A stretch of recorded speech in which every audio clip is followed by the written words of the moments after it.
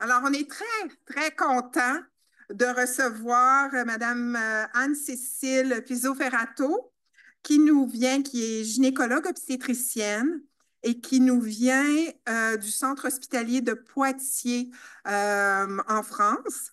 Alors, je l'ai rencontrée l'année dernière alors qu'elle faisait une présentation dans une autre conférence. Et elle travaille beaucoup, ses recherches portent beaucoup sur la prise en charge par l'éducation. C'était vraiment très stimulant et intéressant. Alors, je voulais partager avec vous. Alors, aujourd'hui, Anne-Cécile va nous parler, le titre de sa présentation, Pourquoi faire de l'éducation en santé pelvie-périnéale. Donc, aidez-moi à l'accueillir. Merci.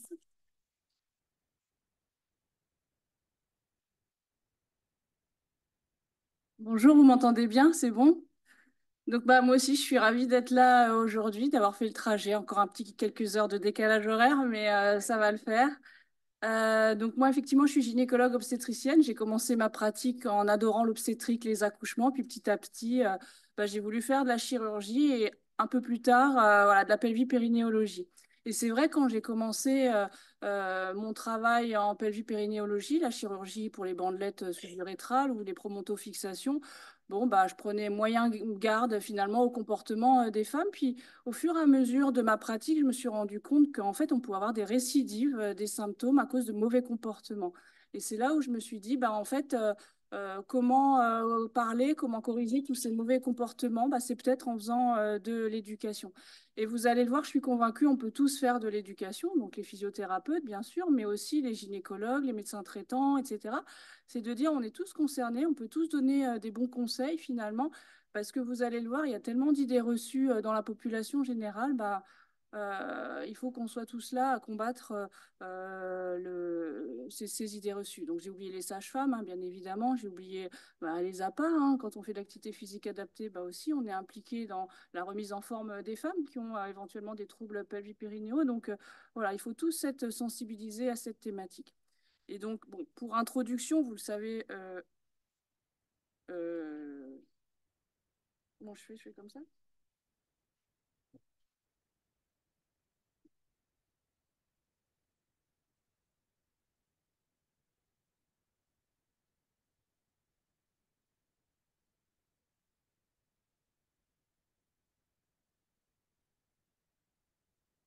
Donc, vous le savez, la prévalence, quels que soient les troubles pelvipérinéaux. Donc, il faut expliquer aussi aux femmes, quand on fait des ateliers d'éducation, que ce n'est pas que l'incontinence urinaire, c'est aussi le prolapsus, c'est aussi les troubles de la vidange vésicale, les infections urinaires à répétition, la constipation, l'incontinence anale, etc.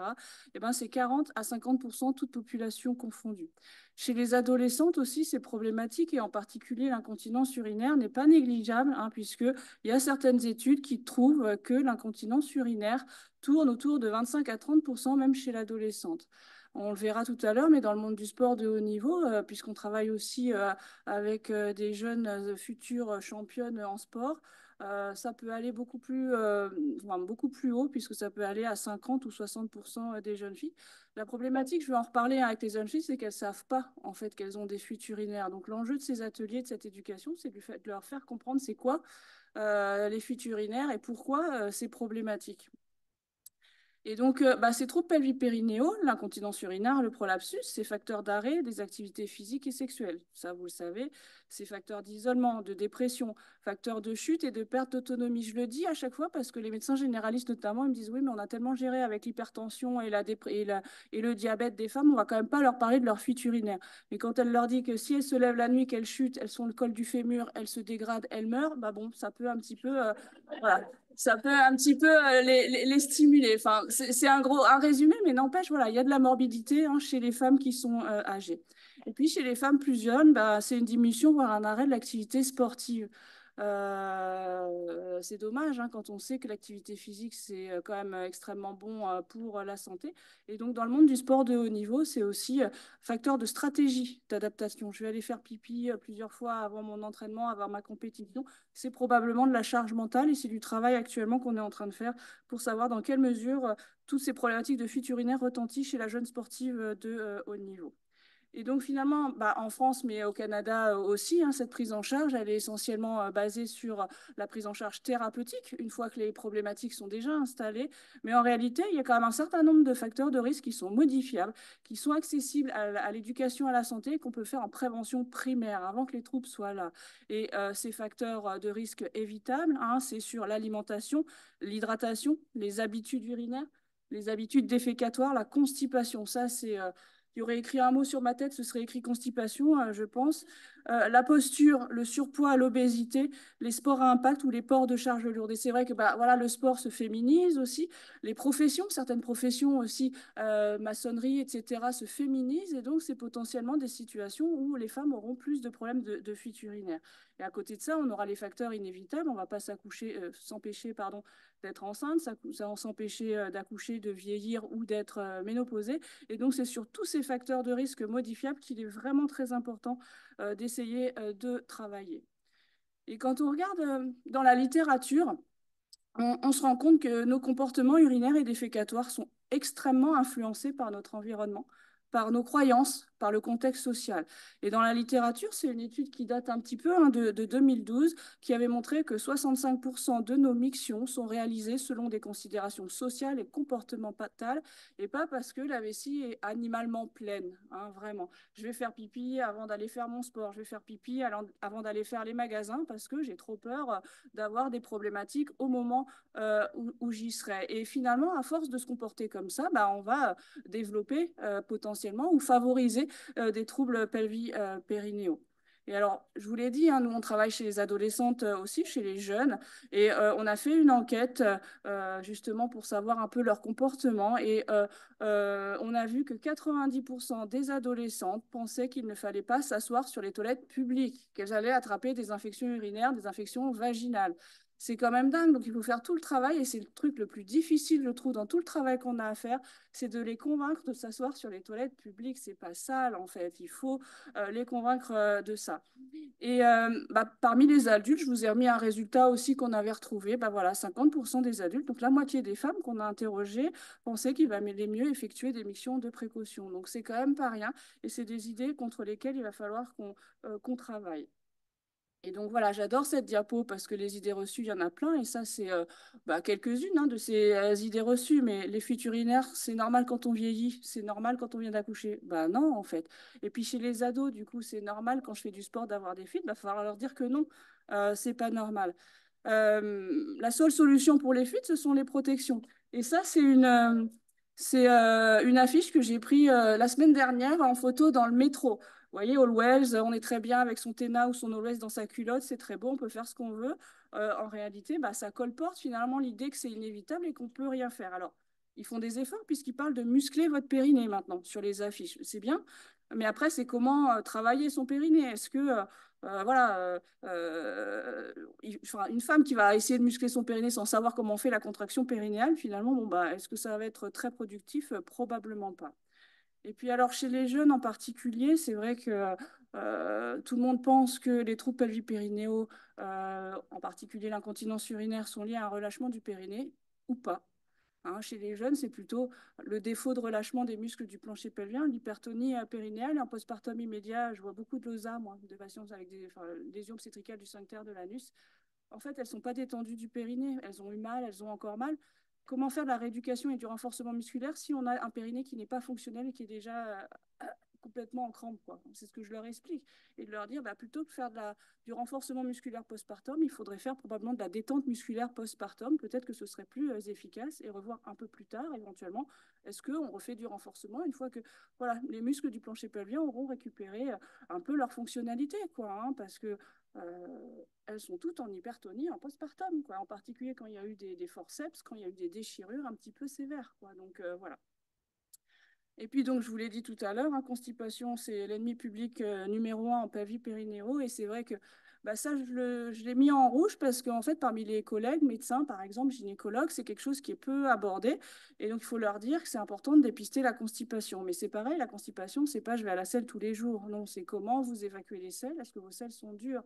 Et ça aussi, il y a une idée reçue qu'il ne faut pas être constipé, il faut aller à la selle tous les jours. En réalité, ce n'est pas forcément que ça.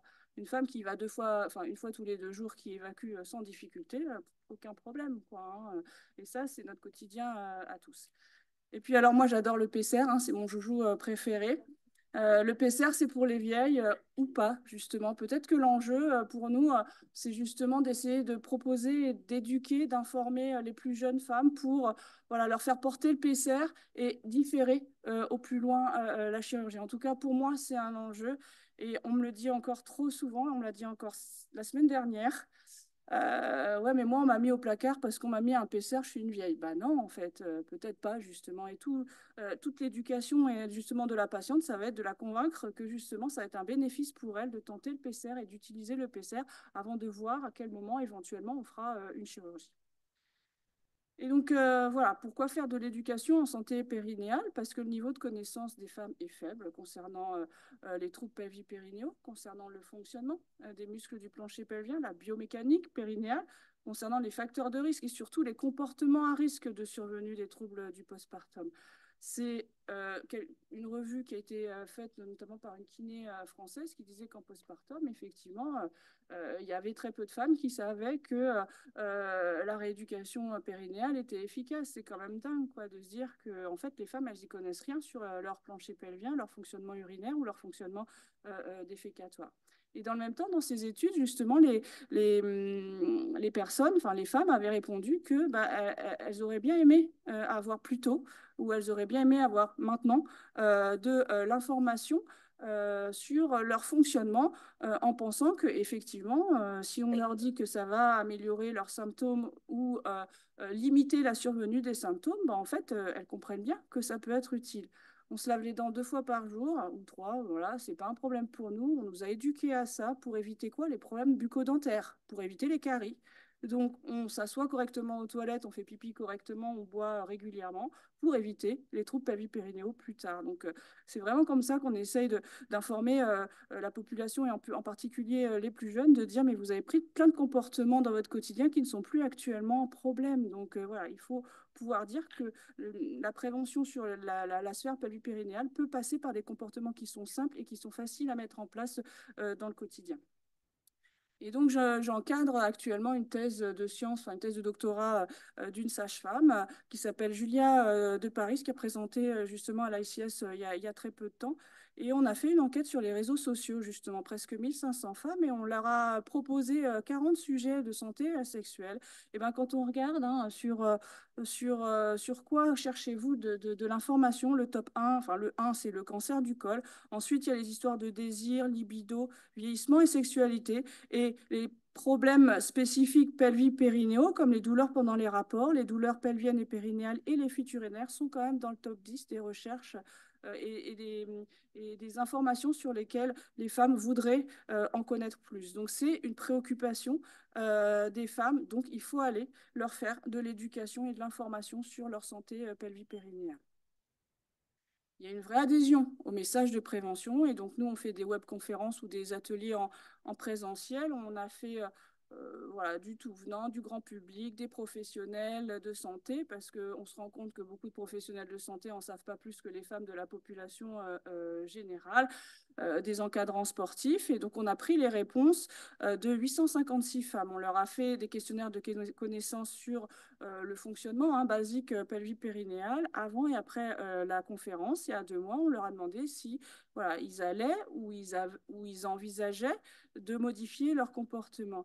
Eh bien, les résultats, c'était que heureusement, on a amélioré significativement leurs connaissances, mais surtout que, voilà, à 2 mois, il y avait 80% qui avaient déclaré avoir changé ou prévu de changer leur comportement urinaire à 2 mois avec une conférence. Ça veut dire qu'en plus, si on répète ces messages, ces conférences, eh ben, peut-être que ça s'ancrera encore plus et ça fera qu'on arrêtera d'être en lévitation au-dessus de la cuvette des toilettes publiques, par exemple. Au niveau des comportements défécatoires, on aurait pu se dire que c'était plus compliqué. Bon, bah, 71% avaient prévu de changer ou avaient changé leur comportement défécatoire. C'est du déclaratif, certes, mais quand même, ça veut dire que voilà, le truc, il est dans la tête et que petit à petit, ça fera changer les choses. Parce qu'en fait, ce qui nous a intéressé le plus dans le truc, c'est que 85,2% des femmes avaient discuté de ce problème avec leur entourage, leur mère, leur tante, leur grand-mère, leur sœur, etc. Donc plus on en fait, plus ça diffuse et plus c'est discuté, plus l'information est rendue simple, moins c'est tabou parce que c'est encore une problématique extrêmement taboue aujourd'hui. Et donc, chez les plus jeunes, je voulais vous montrer aussi le résultat de notre travail. Alors là, c'était 105 adolescentes. Ce n'est pas une population très importante, hein, je suis d'accord, mais voilà, c'est le début hein, de notre travail. Et on avait comparé 70 jeunes filles qui étaient sportives versus 35 jeunes filles qui n'étaient pas sportives entre 12 et 18 ans. On a fait exactement la même chose, c'est-à-dire qu'on a posé des questionnaires de connaissances avant, après, avec des questions de comportement dans ces questionnaires-là autour de la conférence. Et à 2 mois, est-ce que vous envisagez ou est-ce que vous avez changé vos comportements urinaires, etc. On leur avait également demandé si elles avaient des fuites urinaires. Et dans cette population globale, sportive et non sportive, il y en a 28% qui déclaraient avoir des fuites urinaires, 2% qui déclaraient je ne sais pas. Donc nous, on a envie de s'intéresser à quelle représentation et quel vécu ont ces jeunes filles de ces fuites urinaires, parce que ce n'est pas évident pour elles qu'elles se rencontrent que c'est un problème, parce que de toute façon, c'est sale et on n'ose pas en parler. Et donc, je voulais vous montrer les résultats sur les questions comportementales. Donc, on a posé quelques questions comme ça. Il faut éviter de s'asseoir sur les WC publics ou scolaires. On a dit, hein, 90% pensaient que oui avant, 15% après. Très bien. Donc, peut-être qu'il y a une partie du message qui est passé. De là, ce qu'elle le fasse réellement, voilà. Mais bon, voilà, le message, il est passé. Il vaut mieux pousser pour uriner et bien vider sa vessie. Oui, à 65%. Heureusement, 6% après. Bon. Voilà, donc encore un message. Il faut effectuer des missions de précaution, oui, 87% avant, 15% après. Donc hop, encore un petit message. Et la constipation peut occasionner des fuites urinaires. Il n'y en a que 22% qui pensaient que oui. Donc voilà, cette histoire de constipation, ennemi public numéro 1 en périnéologie, il faut le raconter aussi dès le plus jeune âge parce que voilà, elles le savent encore moins que les autres. Et donc, à 2 mois, qu'est-ce qu'on ont déclaré, ces jeunes filles? Eh ben, c'est qu'elles avaient modifié à 92% leurs habitudes urinaires et à 52% leurs habitudes défécatoires. Et en particulier, nous, ce qui nous avait intéressé, c'est comment tu fais pipi sur les toilettes. Donc, oui, elles faisaient plus régulièrement des mictions assises en position assise dans les toilettes publiques à 75%. Elles avaient modifié leur comportement d'hydratation à 77%. Et voilà, pour certaines, notamment celles qui avaient des fuites hein, dans le sport, par exemple, elles essayaient d'introduire leur contraction périnéale. On a créé des vidéos spécifiques pour bien expliquer ça à ces jeunes filles. Et voilà, elles déclaraient en tout cas avoir essayé d'intégrer cette contraction périnéale au quotidien et dans le sport. La satisfaction aussi, on l'a évaluée de manière simple, hein, 9,2 sur 10. Et alors, ce qui était intéressant, c'était que les sportives étaient plus satisfaites que les non-sportives, peut-être parce que justement, il y a un peu plus de fuites dans cette population-là. Et une question qui nous intéressait également, c'est quel est le support que vous avez préféré justement parmi tous les supports qu'on vous a proposés pour faire cette éducation, qui vous ont permis le mieux de comprendre, c'était vraiment les images en 3D et l'animation. Donc, quand on veut faire de l'éducation aux jeunes, voilà, il faut faire des petits trucs qui bougent, voilà, qui sont rigolos, pour les intéresser à cette problématique. Et alors, parmi les 70 sportives, là, jeunes, hein, il n'y en avait aucune qui en avait parlé à son entraîneur. Donc voilà. Caractère tabou, plus. Donc, on a parlé de la prévention primaire, on va parler de la prévention secondaire. Pourquoi faire de l'éducation en prévention secondaire? Parce que l'éducation, c'est une thérapie cognitivo-comportementale. En réalité, comprendre son fonctionnement, comprendre ses symptômes, comprendre comment la vessie fonctionne, comprendre la biomécanique de ses muscles du plancher pelvien, en fait, on a plus d'adhésion, on le fait mieux, on le fait plus facilement, on s'adapte mieux et on se dit tiens, j'ai eu ça aujourd'hui, c'est peut-être parce que je me suis comportée comme ça. C'est tout bête, mais n'empêche, il faut vraiment passer du temps et c'est du gain de temps et on va en parler tout à l'heure sur la suite de la prise en charge que de prendre le temps d'expliquer ces choses-là aux patients pour qu'elles sachent à quel moment elles doivent introduire par exemple leur contraction périnéale. Ça favorise probablement la pérennité de l'amélioration des symptômes. On est obèse, on est gros, en surpoids, on veut maigrir, on fait du sport, c'est bien, mais si on n'a pas modifié son comportement, finalement, ça ne va pas changer forcément complètement les choses. renforcement musculaire des muscles du plancher pelvien, c'est bien, mais si on n'a pas fait les modifications comportementales, si on continue à pousser tous les jours des selles qui sont dures parce qu'on est constipé, bah, peut-être ce sera contre-productif. Donc, c'est expliquer ces choses-là pour qu'elles modifient de manière globale leur comportement. Et donc, la question que moi, je pose, que je peux vous poser, c'est est-ce que l'éducation, c'est une technique à part entière de rééducation périnéale? Pour moi, oui. Il devrait y avoir une partie spécifique sur cette éducation. Puis en plus, quand on y réfléchit, tous les messages que nous, en tout cas, on diffuse, c'est des messages de base que toutes les femmes, dont toutes les femmes ont besoin. Donc pour moi, l'éducation, c'est la seule technique de rééducation qui est standardisable, en fait. Et standardisable comment? On va le voir tout à l'heure. Et donc pour savoir justement en France quelle était cette place de l'éducation en rééducation, on a un peu sur toute la France proposé des entretiens semi-directifs à des rééducateurs, donc des kinésithérapeutes et des sages-femmes. Et on leur a posé des questions sur la place de l'éducation. Donc, à quel moment ils en faisaient, enfin, s'ils en faisaient, à quel moment ils en faisaient, est-ce que c'était juste au bilan, est-ce que c'était tout au cours de la prise en charge, est-ce qu'ils avaient des sessions dédiées éducation, et voir un peu s'ils faisaient des rappels à la fin de la prise en charge. On leur a demandé également qu'est-ce qu'ils donnaient comme information, quel support ils utilisaient, et voilà, qu'est-ce qu'ils pensaient aussi de l'éducation en prévention primaire. Et donc, tous les professionnels interrogés, un peu spécialisés en pelvipérinéo, quand même, avec une activité certaine de pelvipérinéologie, ils considéraient que l'éducation périnéale était un élément important de la rééducation périnéale, mais moins d'un tiers considèrent l'éducation comme un élément à part entière de la rééducation. Donc, c'est de dire que ça devrait être une partie. D'ailleurs, la rééducation, de toute façon, elle est multimodale, mais cette partie d'éducation, c'est vrai qu'elle est assez peu étudiée dans la littérature et de se dire, mais en fait, il faudrait faire un truc. Je ferai que ça. Voilà. Et enfin, on peut faire plein de renforcements des muscles du plancher pelvien. Si elle n'a pas compris qu'elle doit s'installer confortablement aux toilettes pour uriner et déféquer, ben voilà, ça pourra être contre-productif. Et on a remarqué dans ce travail que les soignants et les kinés, sages-femmes qui pratiquaient exclusivement la rééducation périnéale donnaient une place plus importante à l'éducation. Donc des séances dédiées que à l'éducation sur une demi-heure, sur une heure et demie, des ateliers en individuel ou des ateliers d'éducation en groupe. Et donc, c'est parti tout ça finalement parce que je faisais de l'éducation, moi aussi un petit peu n'importe comment et pas forcément de manière standardisée. J'ai rencontré une kiné qui s'appelle Véronique Blanchard, qui est aussi donc une kiné française qui est pas très loin de Poitiers. Et on a évalué justement sur une étude pilote l'efficacité de l'éducation périnéale en rééducation périnéale, c'est-à-dire qu'au début de la prise en charge, 4 séances que d'éducation. Séance anatomie, séance physio-urinaire calendrier missionnel, séance défécatoire, séance avec le miroir. On va en parler. Le miroir, c'est un feedback extrêmement puissant pour faire comprendre comment fonctionne le périnée, enfin comment la contraction périnéale se passe, pour éventuellement qu'elle fasse le lien entre ce qu'elle voit et ce qu'elle ressente, parce que souvent elles veulent ressentir une contraction comme quelque chose d'hyper puissant, d'hyper fort, alors que c'est quelque chose de beaucoup plus subtil. Donc peut-être que de leur montrer que quand elles donnent la bonne commande, il y a un mouvement qui se passe, probablement que c'est plus intéressant.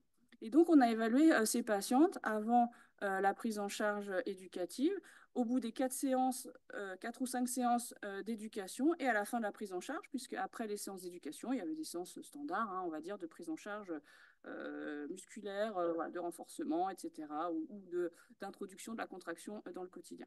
Et donc, ce qu'on voit, c'est que juste après les séances d'éducation, donc encore une fois, sans renforcement musculaire des muscles du plancher pelvien, il y avait 71% des femmes qui déclaraient être mieux ou beaucoup mieux après les séances d'éducation. Et heureusement, à la suite des séances d'éducation, on continue à améliorer les symptômes des femmes. Donc le PFDI-20, comme vous avez entendu, donc avec les sous-scores urinaires, génital et anorectal, le score ICIQ-SF qui est le score le plus facile à utiliser pour évaluer les fuites urinaires. Et voilà, nous, on essaie d'encourager aussi les professionnels, notamment les kinés, à utiliser ces scores-là pour bien évaluer les patientes au départ et bien pouvoir suivre les patientes. C'est quelque chose qui n'est pas du tout naturel pour nous en France, en tout cas.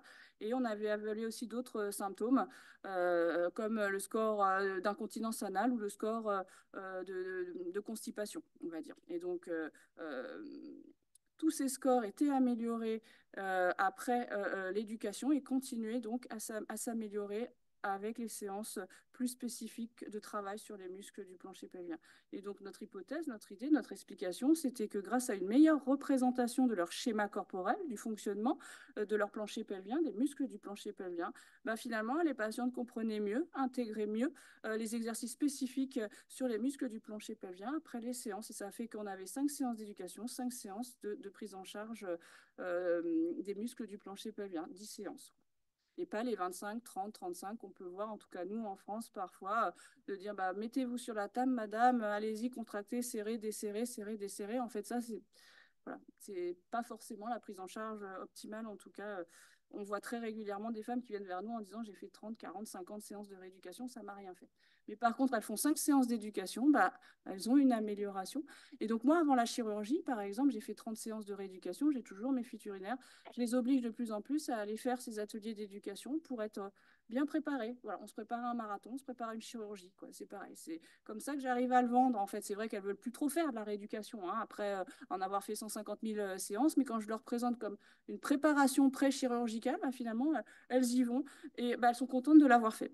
Parce qu'après, je leur rappelle, vous vous souvenez, du coup, maintenant ça va mieux, mais vous vous souvenez de ce qu'on vous a dit, il va falloir continuer, parce que sinon, vous allez abîmer peut-être le résultat de votre chirurgie. Et donc voilà, pour essayer de montrer un petit peu le bénéfice de cette éducation, on a lancé un projet de recherche qui a été accepté cette année en financement national, donc une étude randomisée contrôlée multicentrique des femmes qui sont adressées en rééducation pour incontinence urinaire et qui sont randomisées en 2 groupes. Un groupe qui va bénéficier d'un programme d'éducation préalablement enregistré, c'est-à-dire que les patientes arrivent à voir le kiné, on l'informe de l'étude, elle est randomisée soit programme d'éducation, soit juste document d'information tout simple dans le groupe contrôle. Et voilà, sur 4 semaines, elle regarde ces séances de ce programme d'éducation. Et après, il y a la prise en charge par le kinésithérapeute. Et donc, notre critère de jugement, c'est évaluer l'amélioration, enfin, l'évolution, pardon. Nous, on sait que ça va s'améliorer, mais voilà, l'évolution du score de symptômes urinaires, la CIQ-SF, avant et après le visionnage du programme, comparativement aux femmes qui n'aura que le programme, le document d'information.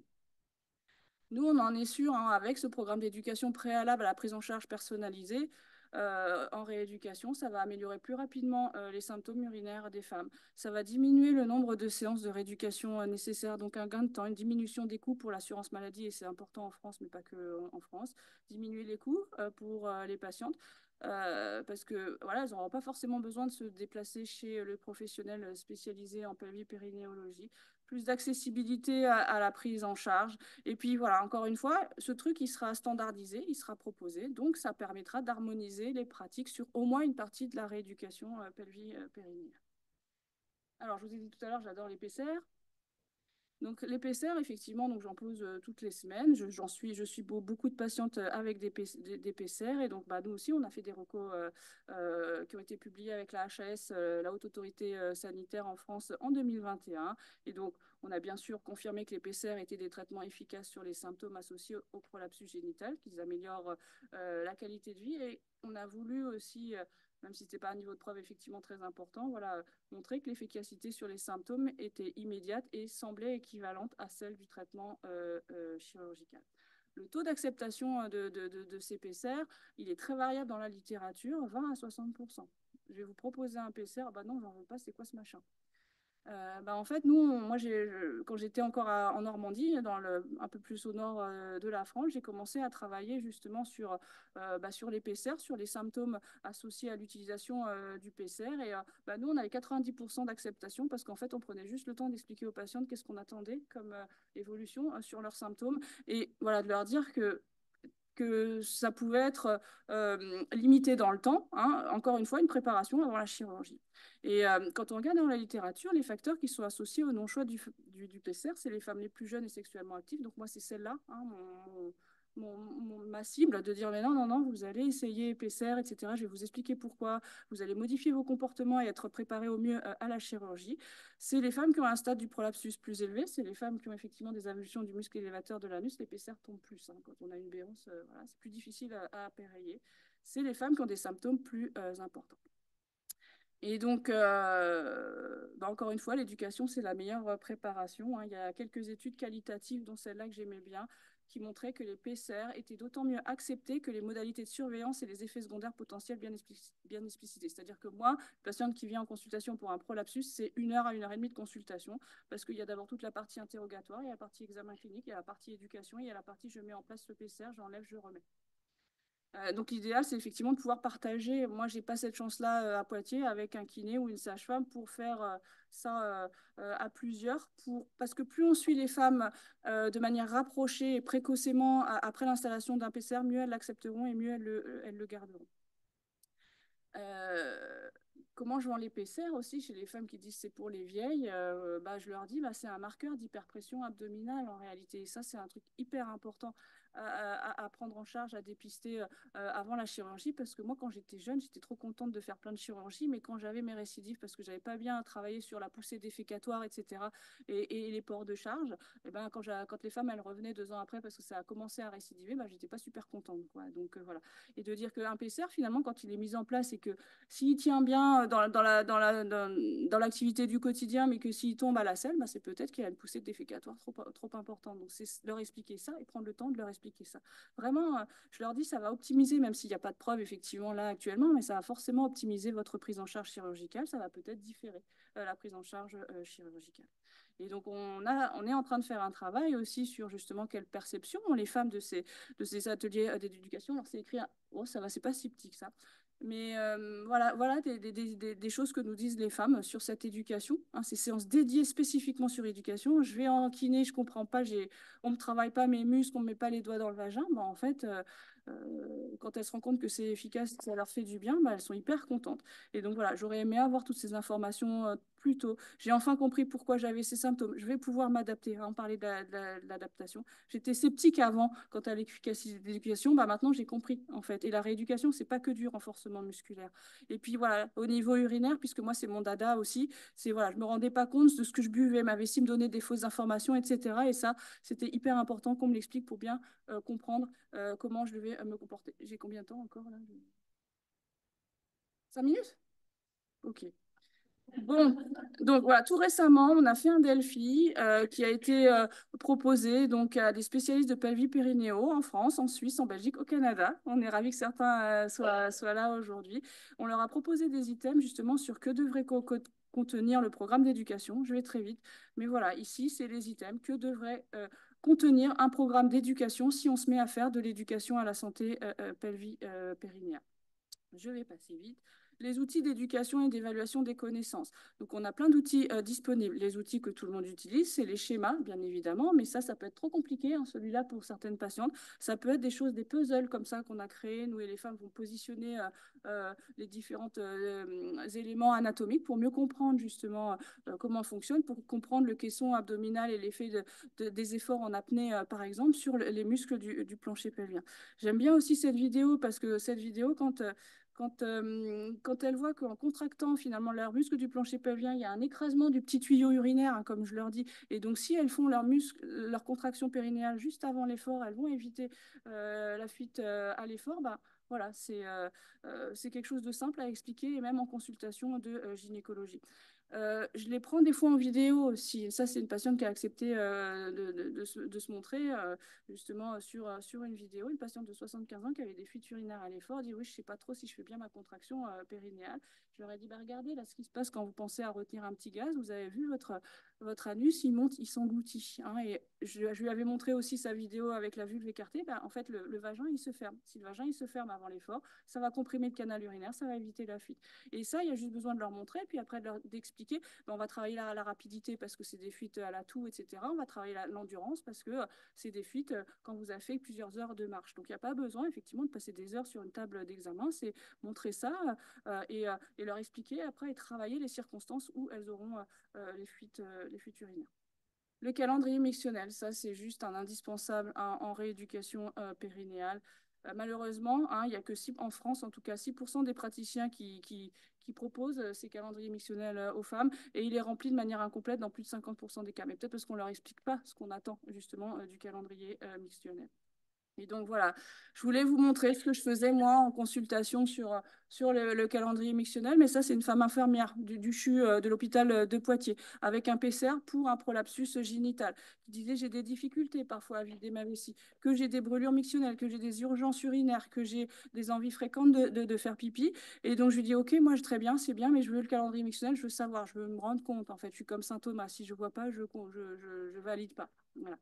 Et donc, bah, voilà, on se rend compte qu'en fait, sur le total, sur les 24 heures, elle a uriné 3575 millilitres. Oh, bon, je fais pipi autant, je ne m'en rendais pas compte. Bah oui, en fait, c'est ça, il faut leur faire remplir. Et puis, total but, 3 litres 450. Oh, je buvais autant. Bah oui, 1 litre de thé le matin. Bah, en fait, c'est très fréquent ce genre de comportement. Et on se remarque qu'elle fait pipi 10 fois par jour, donc bien évidemment, c'est gênant pour elle. Et elle se rend compte que finalement, les brûlures à la miction et les sensations de mauvaise vigilance vésicale qu'elle avait, elle a un prolapsus avec un PCR, c'était au moment où elle avait la vessie le plus remplie.